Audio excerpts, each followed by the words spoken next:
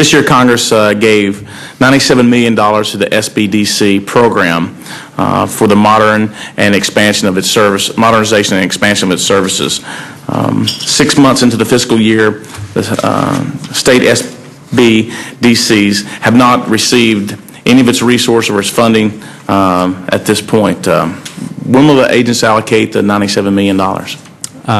Chairman, we've actually allocated those funds as of this week. Part of the holdup was our consideration for some of the new legislation that had been passed, specifically the energy bill and the veterans bill, and making sure we had the right amount of money. We didn't want to promise something that we couldn't deliver on, and so we did provide those accurate funding numbers actually as of Monday this week. Was that noted to the folks that it was going to take that amount of time? I mean, 6 months is an awful long time. Sure. I think we all would have loved to provide that earlier. It hurts our own planning, in fact, to not provide that sooner. We've been working closely with Mr. Wilson here and his board chair, Ms. Keenan, to make this happen as soon as we could. And a lot of that had to do with some of the questions that were left open in terms of the authorizing language and the appropriating language, and bringing those together so we were synced up. Very good. And obviously, as we well know, everything up here does move extremely slow. Absolutely. What has the SBA done to ensure that the programs are keeping pace with the changing demographics of our veterans population? Well, I think I'd love to also allow my peers to respond, because they're the ones on the ground delivering those services every day. I can tell you that from our point of view, we have a large emphasis on veteran service through all of our partners. Our online training speaks directly to veterans, particularly when it comes to our Patriot Express loan program. That's been a great success. And it's a core mission of our agency. It has been a core mission, and it's something we think about very seriously every day. As far as the changing demographics of veterans, obviously there's a lot of return veterans. We're tapping into some of the transition assistance programs, particularly those resource partners who are located near places where there is transition happening, the larger military installations.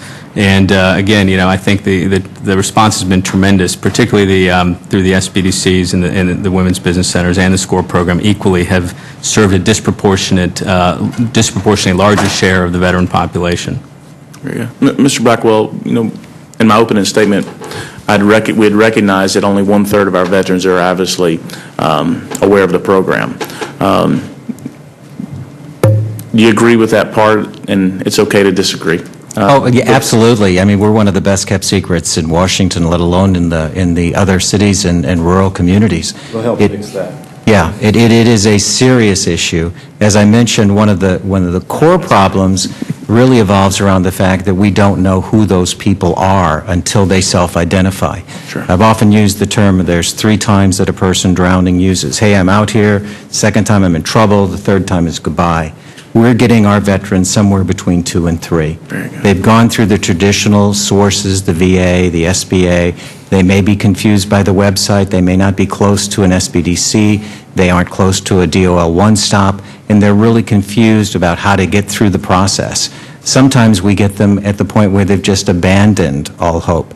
So we absolutely agree there has to be a better way to get the message that there is an organization that works with all of my friends here at the table today that is consolidating the salient points for them to start or be successful in a business that's already there.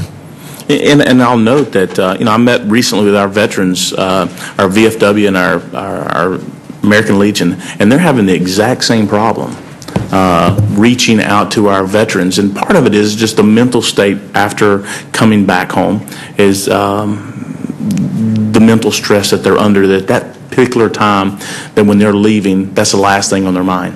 I think it is 2 really flavors of ice cream here. The first is our guys are coming back much faster. So they're coming back from a theater of activity back into a civilian life without those transition times that are so crucial for them to readapt to a peacetime environment at home. It's very hard for them to do that quickly. The second piece is they're coming back, as you say, in a mode of, I don't want to talk about it right now, I'm going to go do something else for a while. So they put that time of transition into a longer period to where they're really ready to go look for and get advice. Very good. Thank you. And I think we do have to to continue to work with with our veterans and to continue, they need the support, whether it be healthcare, whether obviously in small business, to give them an opportunity and have that outreach. And that's something that I know that Mr. Fortenberry and I will continue to talk about and stress the importance to have the contacts and the relationship that you can have the outreach to them. And I would just close on that piece by saying that we need whole people to be whole businesses. Absolutely. And we really have to address all the issues that veterans face, whether that's health care or well care, whether that's family services. You can't be in a business that demands so much of your time that small businesses do without having a whole person to start that process, go through the process, and be successful. Okay, it wasn't quite 20 minutes. I would like to ask one last question, and I would like to turn to my colleague. This would be for Mr. Wilson, Ms. Sanderson. Obviously, with a tremendous amount of, our budgets continue to be cut. Tell us about your outreach with the private sector and different foundations, how you're actually being able to gain capital and capitalize on, even though that the funding is not there from the federal government. I mean, you can look at the signs all over the halls. Both Democrats and Republicans talk about our debt. So if you won't mind, talk about your outreach to the community and how you've been able to gain so much economic structure for your organizations. Yeah, this is an area that I think we've been particularly successful with. We've been able to leverage our resources and our relationships because we're an institution of higher education. We have significant representation on our board of directors who are lenders, they're SBA lenders. And because we are not doing direct lending, some women's business owners are micro lenders, but we're not. They see a direct benefit to sponsoring our programs, and we've been very successful. The SBA percentage of the budget currently is 37%, and we've been very successful in raising corporate and foundation dollars, as well as individual donations. I'll yield to you. So it's, I think it's finding the right partner. I think that if you have the right partner that's got the respect in the community, I think that makes a big difference. And then showing that there's really something in there for them. There's a benefit for these banks to want to sponsor programs. They have access to our clients. That's very good. Mr. Wilson. Mr. Chairman, we have, of course, had a requirement from the outset that to access the federal dollar. Microphone, please. We have to raise a non-federal dollar. And we have done that through state governments, local governments, foundations, corporations, and so forth. One of the issues is the whole design of the program was that the federal dollar would leverage the non-federal dollar. And so when you get states that match and the federal dollar never goes up, the states are not likely to go up.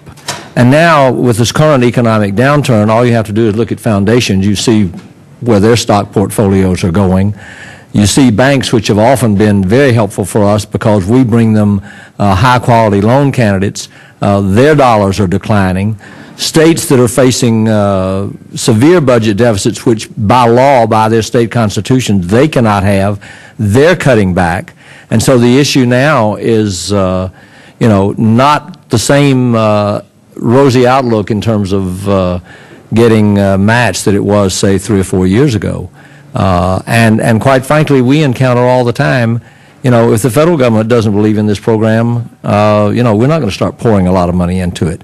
Fortunately, with 208, with the help of Ms. Velasquez and others, we've been able to change that, and I hope that the match, I've had several people tell me that has resulted in new match for them, but we've had some states that are in such dire stress for their budget, they've had to cut back on some of our match.